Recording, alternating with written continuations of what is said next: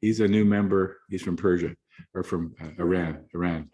Yeah, we don't have Persia anymore. Welcome everybody to Friday Afternoon at the Manor. My name is Joseph Mastandrea, and it's an honor to welcome the Honorable Robert Oliphant, who I consider a friend and also a wonderful leader in our community. But before that, we're going to be having Susan Johnson, who is the wonderful person who brought the imagination and steers the helm of this remarkable program, Friday Afternoon at the Manor. Over to Susan Johnson.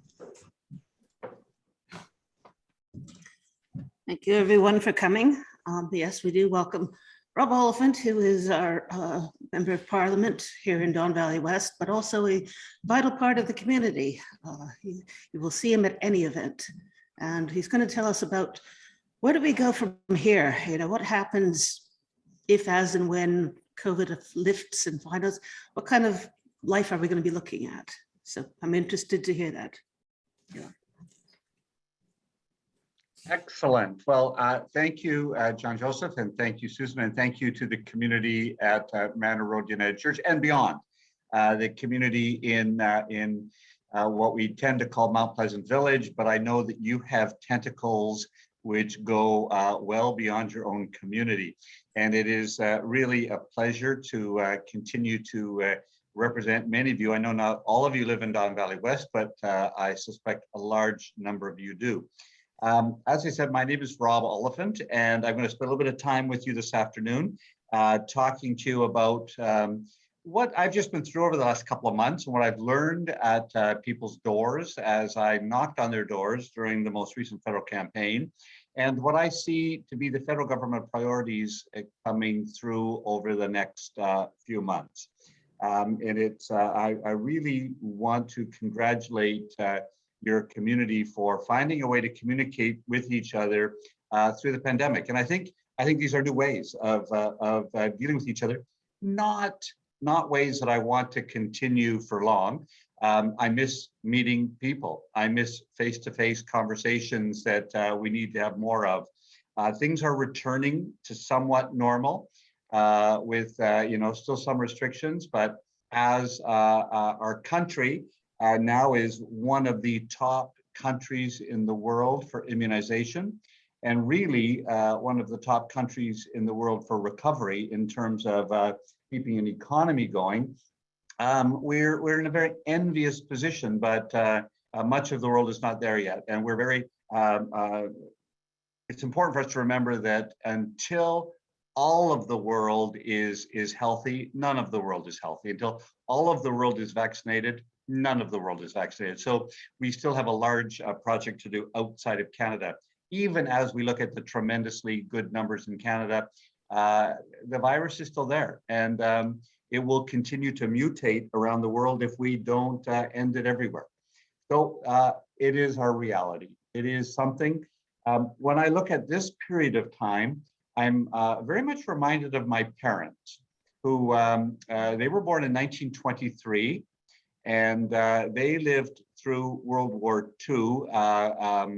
It began when they were 16 years old and ended when they were 22. My dad was a member of the Royal Canadian Air Force, but their whole world was divided into life before the war, life during the war, and life after the war.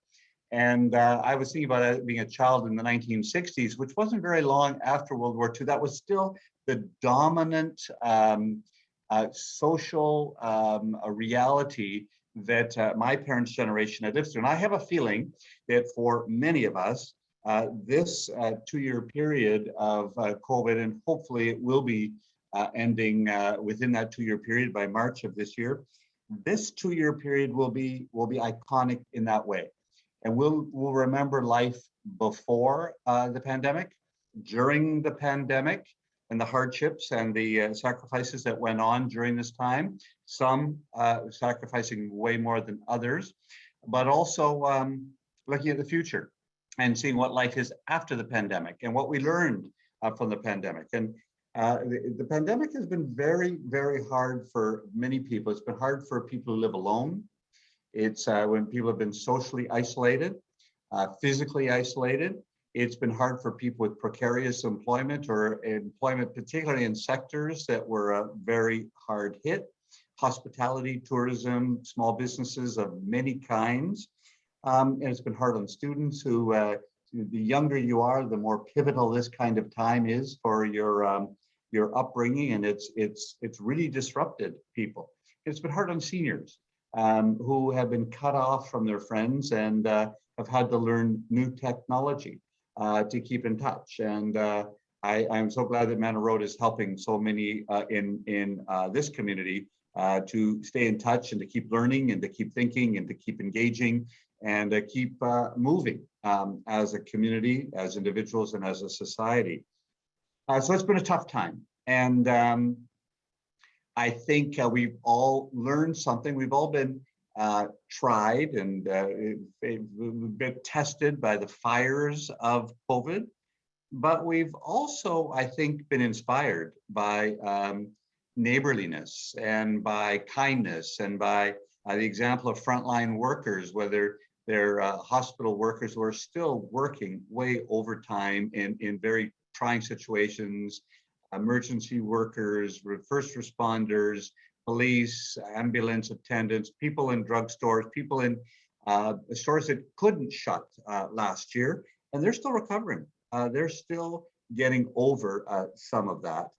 And we're inspired by that. We're inspired by those heroes. And we're inspired, I think, by public health officials who day after day after day have weathered storms and abuse. I will tell you that the COVID pandemic has made our social cohesion more fragile because people are more fragile. And if people had mental illness or issues of distress or depression before the COVID, it's harder now.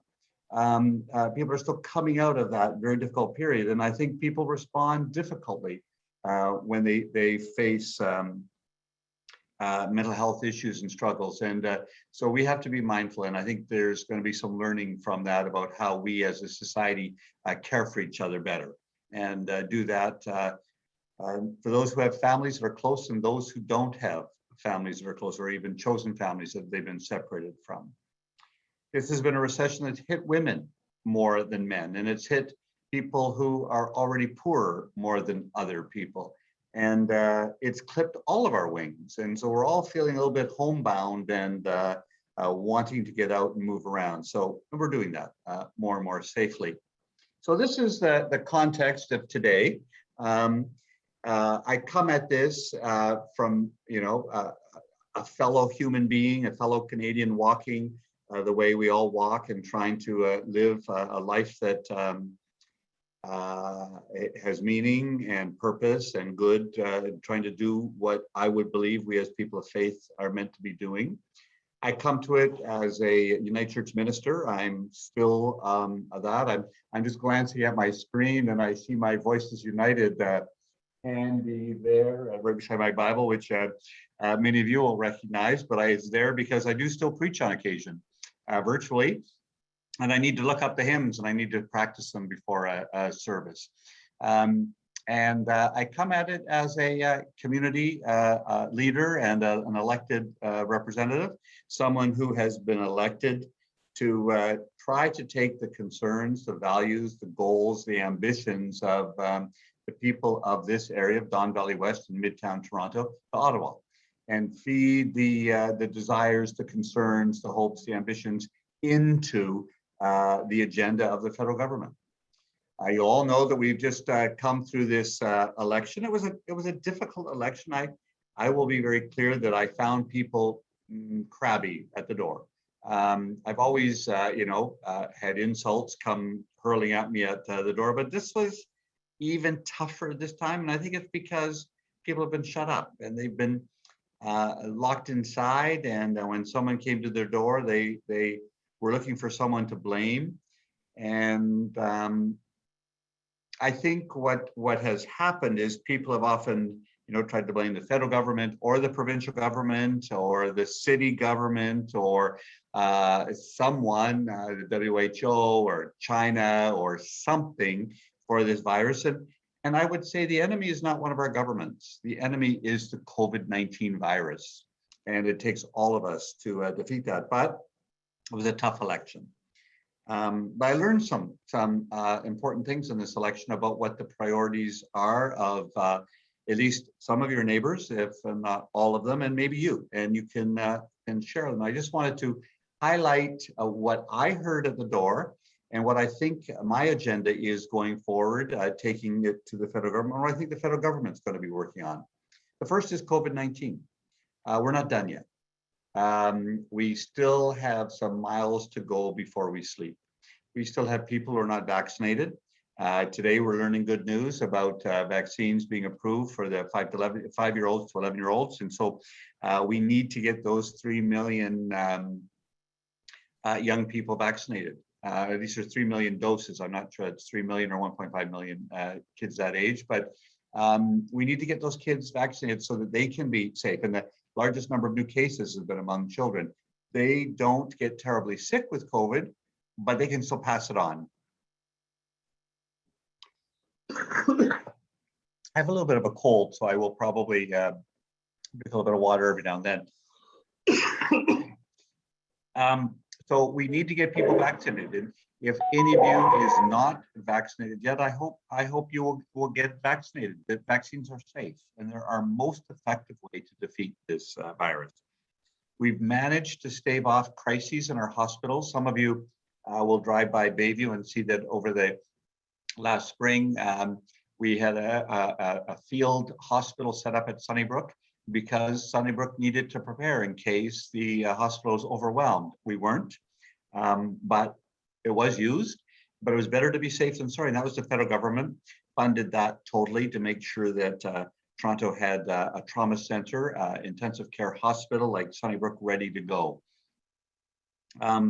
We still have research to do on immunology and the way this virus came into being and what we can learn from it about new viruses. So we have healthcare system that is needing some repair because things have been put on hold.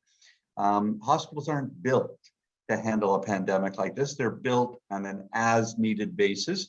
So we have surgeries, we have elective surgeries, we have other procedures that are on hold, and now we've got to get going. And the federal government is going to be supporting that. Even though healthcare is a provincial issue, we will be providing the money with more physicians, more medical personnel, and trying to help hospitals with the personnel crisis that they're facing. The other part of the COVID story is, of course, the economy. And the federal government bore the burden of the pandemic, in that about 9 out of every $10, 90% of the spending that happened during the pandemic was spent by the federal government. And that was a decision that we made that said, we think the federal government has the best ability to withstand this mess. Better than the provinces, better than the cities, better than smaller municipalities, better than individuals, better than businesses. It will take on the burden, will help people, help cities, help provinces, and then shoulder that debt because we have the broadest shoulders in the country. It doesn't mean it's going to be easy. We have a situation where we have spent a lot of money on people, on making sure that they had food to eat and making sure they had a roof over their head and they had emergency benefits, on small businesses to make sure they could keep going, on large businesses to make sure they survived, and now on targeted measures to make sure that we can help industries that are still recovering, but also keeping people going with enhanced employment insurance benefits. All of those things have cost money. I think Canadians knew it had to be spent, and we're going to be taking a long-term approach to get that back. So we're doing that. But we want to build back better. And so we've learned some things about how long-term care needs to be built. We've learned some things about hospitals. We've learned some things about housing. We've learned some things about the way communities need to be structured to face a pandemic that we didn't know before. We all know now that narrow sidewalks are problematic when you need to have 6 feet of social distancing. We need parks, we need recreation, we need space. We need schools that are properly ventilated. We need to build back better. And so that's what the federal government will be doing in conjunction with provincial governments and municipalities. That's number one. Number one task is COVID recovery, health, and economy. But we've learned some other things over the last little while. And I would say one of the big issues that I heard at the door, and I'm still hearing, is about affordability of life. And it hits people in different ways, particularly housing affordability for young people and newcomers to Canada trying to find a place to live. People who are underhoused, large families in small apartments, looking at the supply of housing and the demand of housing. And this is something I'm going to be doing more work on. The federal government has looked at measures to curb foreign investors who don't live here and just buy things and force the prices up. Looking at supplying more housing, especially affordable housing, but also housing that's affordable. A little bit different. Some is for some of the poorer people, getting them out of shelters and getting them into permanent housing, but also for people who are not poor. But housing is just now out of their grasp. And we're looking at a way of increasing supply, trying to keep demand measured, and trying to help on the income side to make sure that people have more income to be able to pay for housing. So housing affordability is a big issue in Don Valley West, and it hits in Thorncliffe Park, but it also hits on Yonge and Eglinton, and you're in between those two areas. So that's housing affordability, seniors affordability, young people, first jobs, all of that is big on our agenda, and we're not going to let that rest. We're going to keep making every stride, every step that we can take to make living in the middle class more doable. Lowering taxes on the middle class, probably raising them on the richer ones. So all the rich people out there are going to have to recognize that we're going to be demanding more. And that's part of what a Liberal government is going to be doing, to try to help people who are in the middle class and struggling to get into that middle class. We've done work on that. Canada Child Benefit, increasing old age security for people over the age of 75, and now childcare. I had an interesting conversation at the door. I was at a house or at an apartment on Erskine, not too far away, and it was a young couple. They both made a good income together. They had about $110,000 income. They told me their income.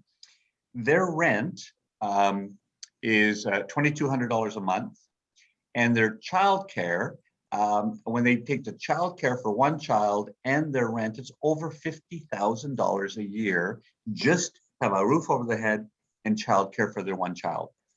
And that's after-tax dollars. That's not doable. It means that one person probably shouldn't work because it's too expensive to work, and that isn't good for an economy where we have major employment needs. We have employers that need more people. So we have a childcare program. 9 out of 10 provinces have adopted it and accepted it. Ontario is still resisting.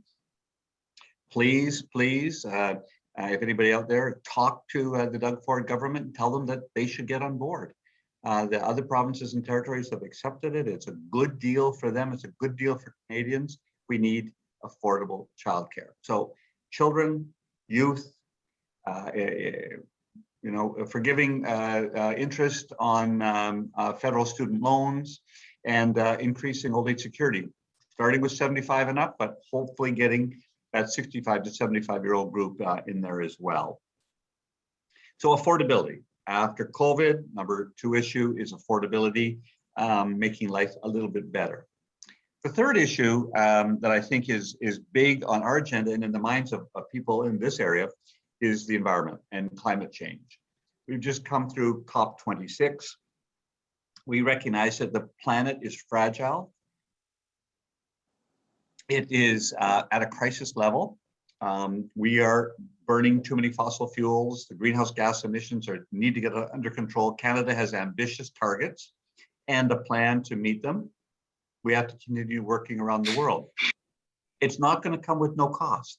there will be a cost to all of us. And it's a cost in the change of lifestyle. It's a cost in making sure we have more urban transit that gets more cars off the road. And it's changes to our lifestyles. It's a big deal, and we're going to have to keep working on it. So that's, planting trees is part of it. Weaning Canadians away from oil and other fuels. Alberta's still using coal for electricity. It's got to stop. And we have to find a new way to have to use less energy, and the energy we use needs to be greener. And we need to find a way that we can live well, but live green. And that's going to be a big task. And I hope churches play a role in that, because it's a spiritual crisis as well as an environmental crisis. It is talking about our relationship with the planet and with each other. And we're part of that creation. And we have a pledge in our United Church creed to take care of the planet. And we have to live up to that. The last area I will talk about, the sort of the fourth area after COVID, affordability, the environment, is our relationships with Indigenous people in Canada. The Truth and Reconciliation Commission laid out an ambitious agenda, and we have agreed to implement every one of their recommendations. It takes time. That doesn't happen overnight, but we are seeing society already frayed because of the slowness that we are experiencing with respect to that reconciliation. Indigenous people have been patient for a very long time, and their impatience is real and justified. And that has to do with, we all know about the residential schools issue. I was not shocked at the discovery of unmarked graves. It was in the report. I knew about it well, but I think Canadians woke up to the reality of children who died in the care of churches and the government. And we have to make up for that. And we don't only have to look at the past, but we have to look at the future. And we have to look at economic development, and education, and human rights, and aspirations, and racism, and all the things that the TRC, the Truth and Reconciliation Commission, raised for us as important issues. It is those 94 recommendations can change our lives too, and it's not just for Indigenous Canadians that we do this; it's for us too. We will all live better in this country if we find a new and better way to live together with the First Nations, Inuit, and Métis people of this land. I think that's probably what where I will leave right now. We have targets in all those areas. We've got work to do. I'm interested in both your questions and your suggestions and your comments on things that we can do and can do better. So that's long-winded. I'm a preacher, about 20 minutes, about a 20-minute sermon. And so I think that's probably a good time for me to say amen. Well, Rob, that was wonderful. And I'm sure there's questions from people. And why don't you come right up here? It might be easier than doing reverb and all sorts of crazy. Let's say your name. Hi, Rob Oliphant. My name is Ann Piper. I'm Mona Piper's daughter. You may remember Mona as being the crossing guard. I do remember Mona Piper. Yes, of course. And you can take your mask off. I just will say that yesterday I delivered a certificate for someone who was only 3 years as a crossing guard, much less time than your mom. But I wanted to give her a certificate because she was retiring, and the important work needs to be honored. And so I was over in Leaside giving a certificate. So, and I did think of your mom that day because of her long service. Unfortunately, Mom passed away before COVID started, but in a lot of ways, I'm glad that she did, because I wouldn't have wanted her to have to live through the worry of her daughter having to go to work as a nurse in a hospital without any protection from COVID. It was tough. And I guess I want to know why the government didn't listen to the science from SARS. We knew that this was a SARS virus. We knew how SARS was transmitted. We knew it was airborne, but we kept denying and denying and denying and saying that it was a contact virus. It's not a contact virus. They're telling us now, 2 years into this virus, yes, it's airborne. It's transmitted through the air. And I guess I want to know what this government's going to do differently, because this is not the last virus that's going to come along. And I want to know that my colleagues are protected, that there is going to be that stockpile of N95 masks for the next round.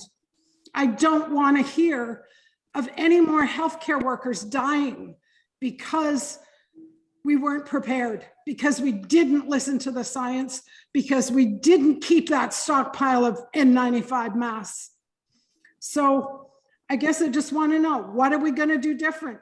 What did we learn from this pandemic? Thank you.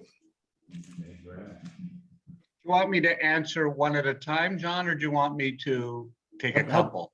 How about one at a time? Yeah, that's good. Okay, sure. I mean, I think that's a really important and valid question.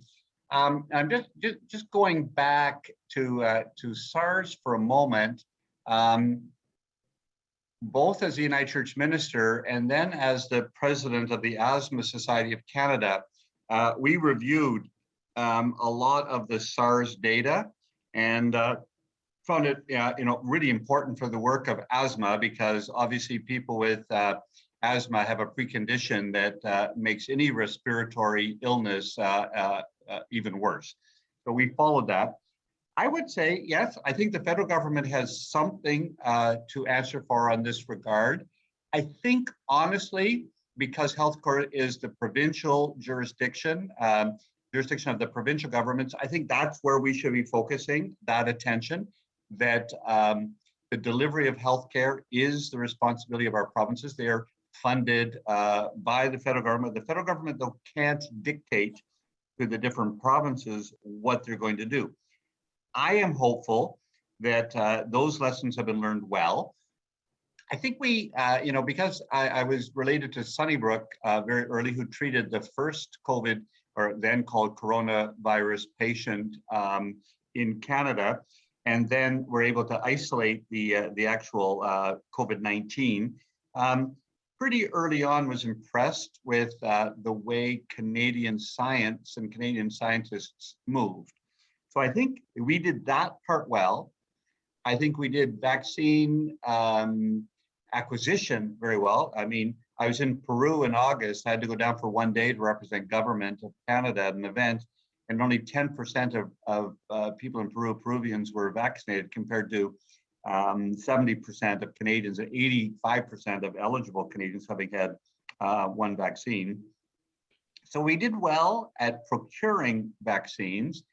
I would say the city of Toronto did well at their public health initiatives. If there's a weak point, I would say it was the province.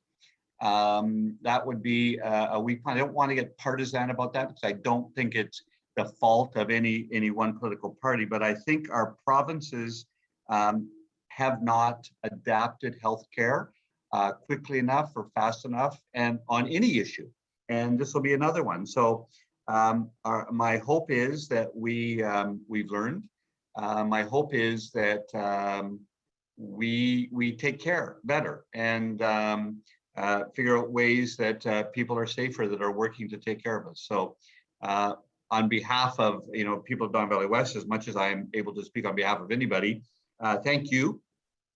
And I am hoping as well that we have learned. And I'm inspired every day. I was, listening to Teresa Tam today and thinking, we have really fine public health officials in Canada, and we just have to listen to them. And that we have to have provincial governments that are preparing better.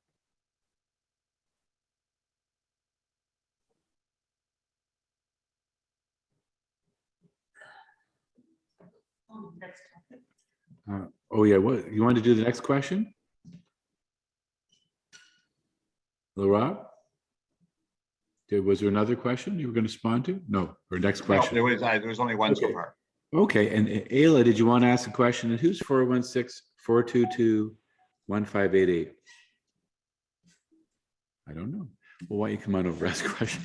Over to Susan, she's going to ask a question. Good. Okay. Hi, Susan. Hi, Rob.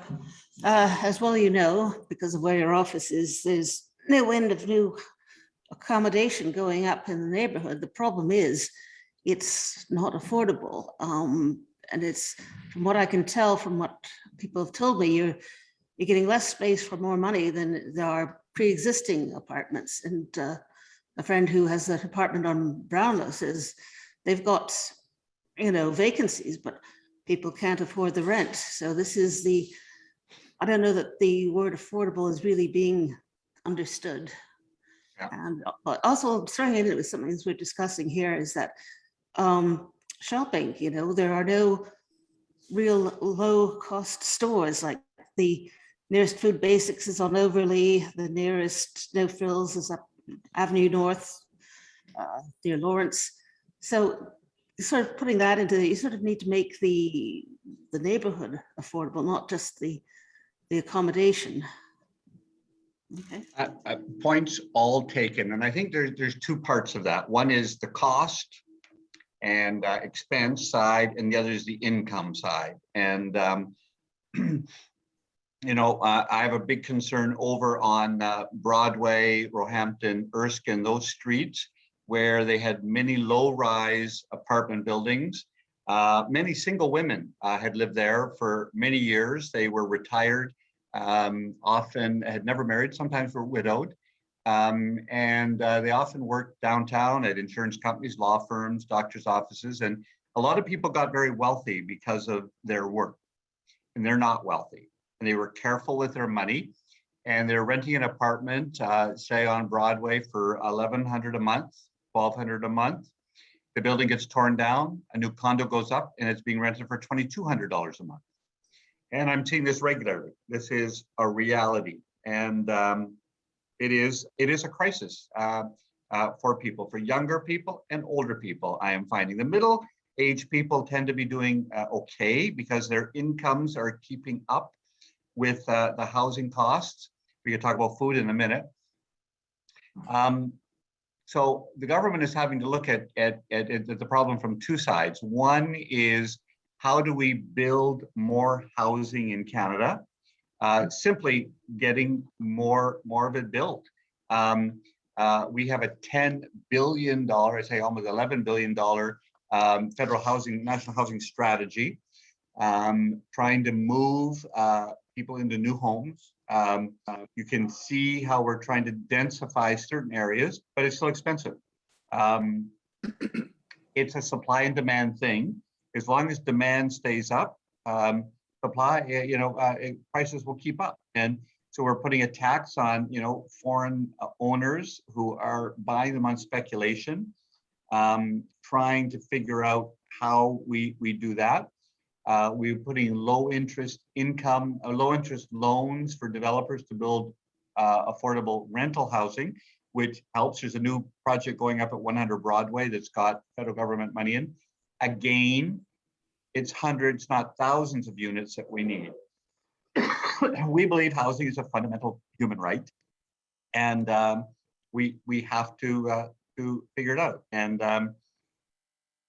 so there's a bunch of stuff on the expense side. On the income side, that is just a reality that, I was talking to some restaurant and store owners on Bayview the other day, and they're all looking for people. And I'm very clear to say to them, you're going to have to pay more money. Your staff doesn't make enough money to live in this neighborhood. And that means that costs will be borne by all of us, but they have to pay more. At the seniors level, we have to keep increasing old age security. At CPP is increasing all the time, and that's a 20-year plan. Doesn't help the seniors today, but it will help people becoming seniors. It's a fully funded program. Old age security, we are pushing as fast as we can. It's not unlimited what we can do, but increasing it for 75 and up is a start. Increasing the guaranteed income supplement for poorer seniors, important. And keeping incomes going. So trying to help on supply side of housing and on the income side. With respect to food costs, we're all seeing it. I mean, I watched some both CBC and CTV news articles, slots on it the other day. Part of that has to do with, the crisis of COVID and transportation. It does, I mean, even now looking at climate change, we're going to have different things happening with respect to supply chain and getting food here. And there may be profiteering. And I think the government needs to look at profiteering and finding ways to help. I've noticed that when I go to food basics, I don't notice much of a difference in the price really between food basics and Loblaws or Metro, but there's a little difference. And I think we're going to be losing our Value Mart, whatever it's called, on Bayview shortly or in the next little while, because I think that's slated for development. And food security is absolutely important. I don't have a magic answer on it, but I'm aware of it. And so we keep raising the issue and I'll keep tracking it. Thank you, Rob. Does Ayla, do you have a question? Yes, I do. Actually, I have two quick questions. One of them is the corner of Yonge and Eglinton on the southwest corner. I mean, that's just a total mess in there. And I know there were people wanting some parkland in there, but I don't think the developer's gone for that. I think it's just going to be another big building, very much like the one across the street on the northwest corner. And they lied there. They said, oh, they were going to put some sort of patio in. Well, they've never done it. So that's one question. What's going to happen at that corner? Second question, what about our homeless? I happened to be downtown yesterday. It's a sad tale of our country that we have so many homeless people on the street, and there's no way that it isn't costing us money to have them on the street and then having to look after them in healthcare and social services. I listened to a man recently from Finland, and they have no homeless, none. And what he said was, and I can't see it happening in our country, they are a socialist country, and they got all three layers of government to agree and put a certain amount of money in, and they build housing for homeless. They have jobs for some of these people who can have them. They have care, and it's still cheaper than having them living on the streets. So our homeless problem is just growing all the time. And you know about that because of the Roehampton Hotel. And I don't know what's going to happen at that place either. So that's it. Thank you. Good questions. I mean, the issue around Canada Square and that southwest corner, I am tracking it. It's not in my riding. It's just outside of my riding. So Carolyn Bennett's the MP there.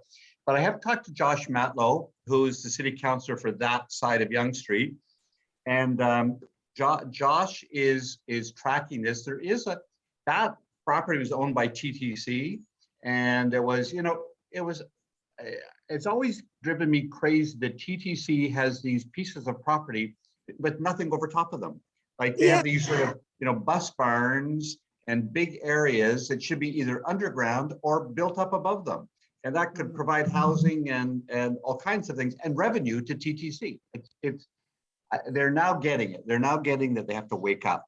That particular corner, I understand, is Oxford Properties. They have a 20-year or a 50-year lease or something.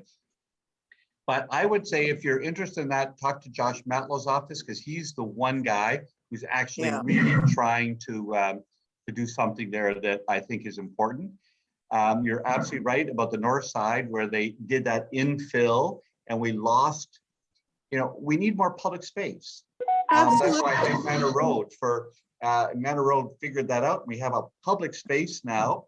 I do miss your hall, but I am really happy for the public space. Now, again, Josh Matlow is the one who kind Oh, of it was instrumental, absolutely that, and instrumental. also the Manor Green over by the old lawn bowling area. Yeah, So he Josh was gets it. instrumental in that too.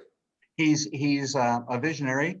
Don't tell him how much I like him because I don't want him to get too head swollen. But I think he's just a fantastic city councillor who understands people where they live. So yes, I know about the issue, but I don't have much to do with it. But I am concerned. I live on Keewatin, a few blocks north of there, so it's my neighborhood as well. Homeless people, yes. They absolutely, I always say, you spend money on the predeterminants for health, you get people healthy and it costs less later. I think the issue underneath the homelessness issue in Canada is largely mental health and addictions. It's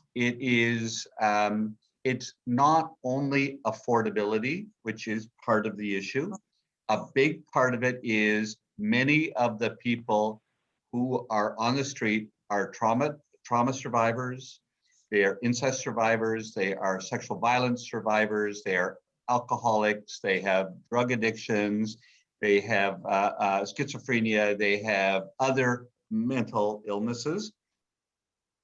And this is a huge problem that in opioid addictions, all of that. And we have to be more creative. I'm really glad that Carolyn Bennett has been appointed minister full-time on mental health and addictions. That's what she's going to be looking at, trying to figure out that. I would say, let's have a town hall on that. I did one a number of years ago on mental health. Let's do another one. I did it at Manor Road, actually. Yeah. Let's talk about it from the perspective of homeless people. The Roehampton was such a difficult wake-up call for people. I was frankly horrified at some of the attitudes. These are people with problems. These are not bad people. These are mostly people that bad things have happened to. And yes, they have difficult lives. And yes, some of them cause problems, but they need a place to live. And there are people who think, well, we just don't want them here. If they have to find a place to live, they should be downtown. Well, that hotel was empty. And we were emptying out shelters. The city was emptying out shelters. They had to find a place to live. Thank goodness we had an empty hotel. The city could have done a way better job at preparing the neighborhood, talking about it, providing for safety. Absolutely, the city, I think, really screwed up on it. But I'll never be critical of the fact that we have people living there. It's a good thing. And we should help them. So mental health, homelessness, addictions, John, let's take that as something that you and I should work on. Maybe a community town hall on it again. Ask Carolyn to come over, inspire some people to get engaged, maybe bring some people from Hodgson School or Morris Cody, and try to make it something interesting that we could do. Well, maybe one of these organizations could be involved with that because they're the ones absolutely. that are on the front lines. I do roundtables on mental health. I have 25 professionals that I bring together. It's everybody from Crown prosecutors to medical practitioners, CAMH, addictions recovery people, the police, everybody. And we bring those people together to say, let's have a broad community approach. I'm on record. I believe that one of our issues is we need to decriminalize drugs, not legalize, decriminalize to get this out of the justice system. It just takes up too much time and effort and it doesn't do anybody any good. We gotta put those resources into medical care, into rehabilitation, into emergency response. That's what we should be doing. That's going to be a big agenda item for the next 3 years. People in Don Valley West are not all happy with that. They think that means I'm soft on drugs or soft on crime. Well, no, I'm going to be smart on crime, smart on drugs, not soft, it's smart. This hard on crime and hard on drugs thing just isn't working. And No, it's just, and it's more expensive. You're absolutely right. So you get me wound up on that. I can go for a long time. I'm going to push on it again in this house, and our government is slow to move on it. Province is even slower, but John Tory gets it. So John Yes, he Tory, does. and he's come a long way. I think we're very lucky in Toronto to have him as our mayor, because he's moved over the last 15 years from being pretty conservative in every way to being imaginative now. And he really gets it. So the federal government has found him to be a very good partner. We kind of go over the head of the province right to the city, and we find him very good to work with. Okay. Thank Thank you. Rob. I have to go to another meeting, so thank you very much. It's been great. Thanks, Sila. Thank you, Rob. I will follow up about having a town hall on mental health. I think that's very important, but we've had some great questions and some great insights, and thank you everyone for coming. I see Anne knitting away, making I think a sweater, which looks quite wonderful. And so Rob, continue to be a beacon in our community, and helping us, well, mend, heal, and grow together again. Thank you. We'll sign off for now. Thank you. Well, hold on, get Susan come back over. She's going to bid everybody farewell and come back over. Thank you, everyone, for coming. Hope you can join us next week when our speaker is Richard Haldane. What is who- Caravan? Yes, What is Caravana? And it's been around in Toronto for so long. I think people who just started to think of it, oh, it's that parade in the summer, but it's a lot more than that. So I hope you can join us. Bravo. Thank you, everybody, for coming, and thank you, Manor Road, for being really a light on the hill. Not that much of a hill, but we can pretend it's a hill. It's a mountain, Mount Pleasant. So Thank you, Rob. thank you. Thank you. Bye-bye. Oh.